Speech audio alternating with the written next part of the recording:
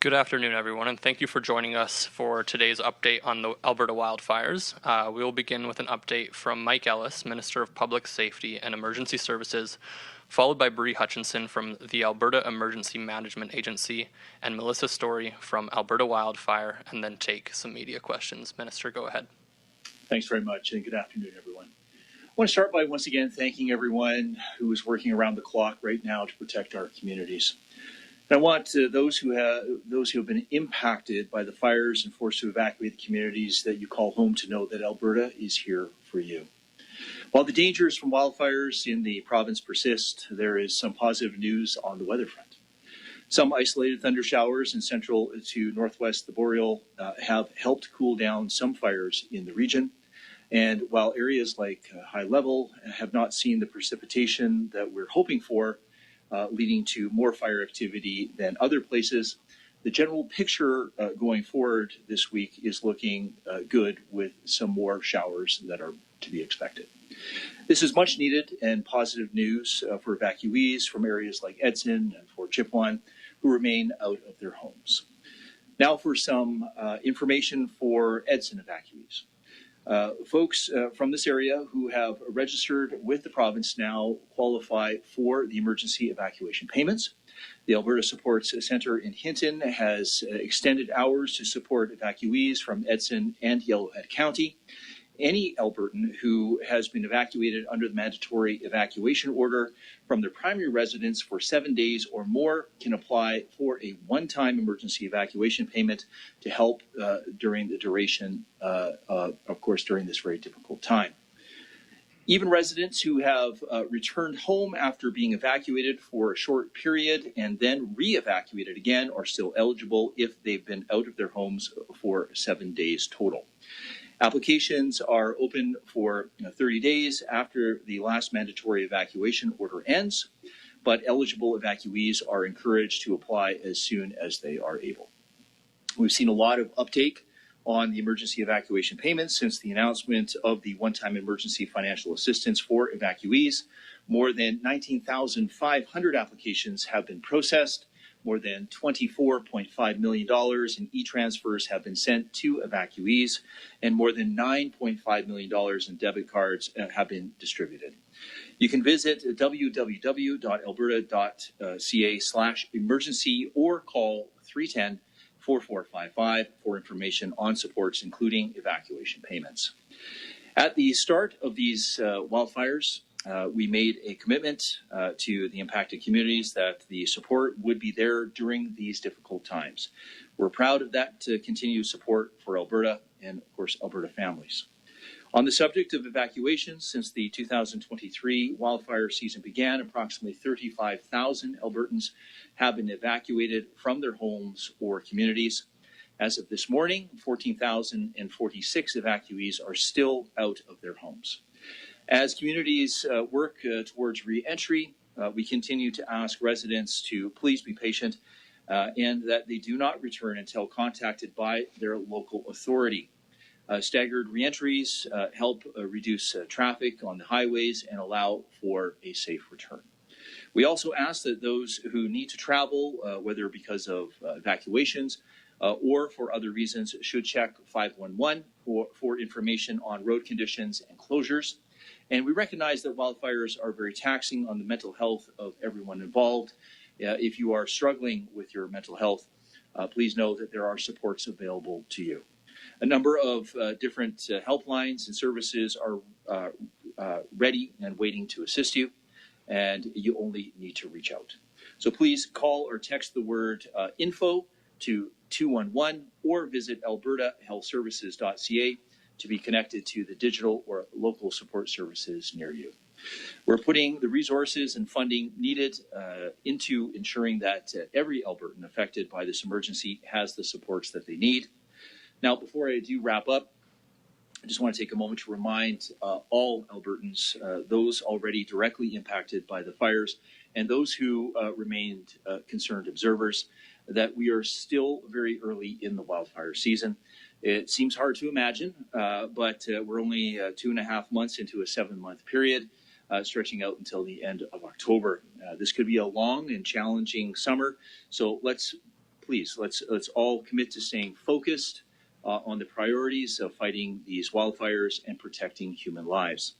Let's all do our part to support these efforts, and that includes being mindful of the fire risks and exercising extreme caution around any activities that might start new fires or make the current situation even worse.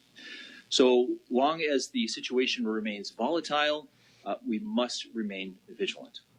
Visit alberta.ca/be prepared for information on how to prepare for evacuation. Thank you for this continuing effort to prevent the wildfire situation from getting any worse. We will get through this together, and we are here, of course, to support you. I'll now invite Bree Hutchinson from the Alberta Emergency Management Agency to provide an update. Thank you. Good afternoon, everyone. Though the emergency situation has started to improve in some areas of the province, the wildfires are still having a significant impact in many communities. The Provincial Emergency Coordination Centre is at Level 3 with 8 states of local emergency and 5 band council resolutions. The total number of evacuation orders currently stands at 6, with 3 reception centres open for affected areas. I'm sure many of you have questions about the most recent evacuation orders in Yellowhead County, including the town of Edson. We understand how incredibly stressful this situation is for folks in these communities that have been evacuated more than once. We're also very grateful to the communities of Edmonton and Hinton that have once again offered support to evacuees during these exceptional events. I want to once again remind all residents who are evacuating to register at the nearest reception center or online, even if help is not immediately needed. Registering not only makes it easier to get help and resources to evacuees, it also makes it easier for officials to reach residents with important updates and information. For those in a community on evacuation alert, take the time to get prepared in case you must leave. The situation can change quickly, and an evacuation order could come at any time, with little or no warning. Being prepared to leave at a moment's notice is vital. Pack an emergency kit that will last for a week or more, with essential items like medications, identification, a first aid kit, flashlights, batteries, non-perishable food, cash, and clothing. These supplies should be kept in an accessible location and be ready to go. We also urge people to have a plan in place to stay in touch with loved ones, as well as a plan for their pets. Alberta SPCA peace officers can assist with pets and can be reached at 1-800-455-9003. Evacuated farmers and ranchers should call the Wildfire Resource Line at 310-4455 with questions regarding livestock. To protect yourself and others, stay informed, and please make sure the information is from trusted and verified sources. Download the Alberta Emergency Alert app and pay attention to emergency alerts. Listen to local news updates and follow your local authority's social media accounts and other notification methods. As the minister pointed out, the fire season is really just beginning, and there's a lot of potential for fires ahead of us. As we move into the summer, this is the time to continue to be cautious and aware of the fire situation around the province. Albertans can help by staying informed, following fire bans, listening to local officials, and having an emergency plan in place.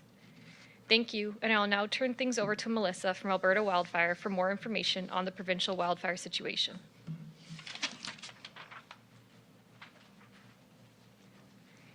Thank you, Bree.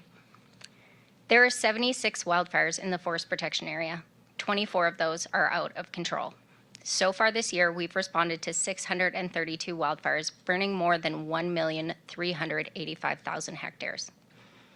We saw active fire behavior on a number of wildfires across the province over the weekend. The Pembina complex, which is burning closest to the town of Edson, grew approximately 70,000 hectares from Friday to Saturday. Thankfully, it hasn't grown any closer to town. It is now estimated at 204,284 hectares in size. It remains 2 kilometers south of Edson. Firefighters had better access and assessment of this wildfire yesterday. They are working on containment lines along Highway 16 and 47. There are over 200 wildland firefighters from Australia, South Africa, and across Canada working on this wildfire. The Fort Chipewyan fire, known as the Rocky River Wildfire, is still burning out of control. It is approximately 52,542 hectares. This wildfire also showed growth on the north side of the fire over the weekend, but remains 7 kilometers from Fort Chipewyan and 4.5 kilometers from Allison Bay. Most of the forest protection area has seen elevated wildfire behavior over the last few days. Anytime we see extended periods of hot, dry conditions, the wildfire danger will grow along with the wildfire behavior. However, we are expecting to see some reprieve this week. Tomorrow, a low-pressure system will bring widespread rain into the province that should extend into Wednesday. Temperatures are expected to decrease and humidity will increase, which will help firefighters responding to these wildfires. Alberta will also welcome 100 firefighters from Costa Rica and Chile tomorrow. This is the first time these firefighters will come to Canada and assist with wildfires here. On Thursday, we are also expecting to have 200 additional firefighters arrive from South Africa. The elevated fire activity serves as a reminder that we are still in wildfire season and there are many months ahead of us. A fire ban and off-highway vehicle restriction remain in effect for the northern parts of the province, and a fire restriction is still in place for the remainder of the forest protection area. I want to take the time to thank Albertans for helping to prevent wildfires by listening and complying with the current fire bans and restrictions in place. The latest wildfire information can be found on our interactive map or on the Wildfire Status app. Thank you. And we will now move to the media Q&A. We're going to start with reporters here in the room. Just a reminder for those on the line to press *1 to join the queue. If you can please state your name and outlet, and then we'll do one question and one follow-up. Yeah, we'll start here in the room. David Owasik with CTV News, Edmonton, for Minister Ellis. There was a bad crash on the southeast edge of Edmonton this weekend. 3 people died. Tesla, at what we're told, traveling at excessive speed. The chief was asked, the police chief here in Edmonton was asked, what could be done to alleviate crashes like this. He said that there needs to be the ability to seize vehicles at speeds of 50 kilometers or over the posted speed limit. Your thoughts on that, whether it could be a possibility here, and if not, why not? Yeah, the chief has actually raised that issue with us during the last legislature. What I committed to the chief is that we would certainly look into that as a possible option. I can tell you, as somebody that has been personally to horrific car accidents where speed has been a factor, where other elements have been a factor, they have absolutely devastating effects on the lives of not only the people directly involved, but certainly the people indirectly involved. So, one thing I did commit to the chief, and I believe I made a commitment to the Alberta Association of Chiefs of Police, is to take a look at that and see what options are available from a legislative perspective. So, thank you for raising that. Did you have a follow-up, David? No. Okay. Operator, can you put through our first caller? Thank you. The first caller is Nicole Weisberg, CTV. Hi there. I just wanted to ask whether there's any consideration being given to changing the payment program to possibly give more money to evacuees, or, now that we're seeing people being evacuated again, possibly changing the program to, reflect how long people are actually out of their homes as opposed to just the one-time 7-day minimum. Who knows how long these evacuations could last through the summer. I'll start. Obviously, we're constantly assessing and then reassessing the situation. So, anything is entirely possible. I would just say that, when this is, when the season is all said and done, and I know it's, again, the situation is still volatile. We still have a lot of fires that are out there right now. But I will just say this government is committed to doing whatever it takes to help the people of Alberta. And if it means some form of reassessment on a payment, then certainly we'll take a look at that. So that's kind of where we are with that right now. And do you have a follow-up, Nicole? No, that's everything. Operator, can you put through our second caller?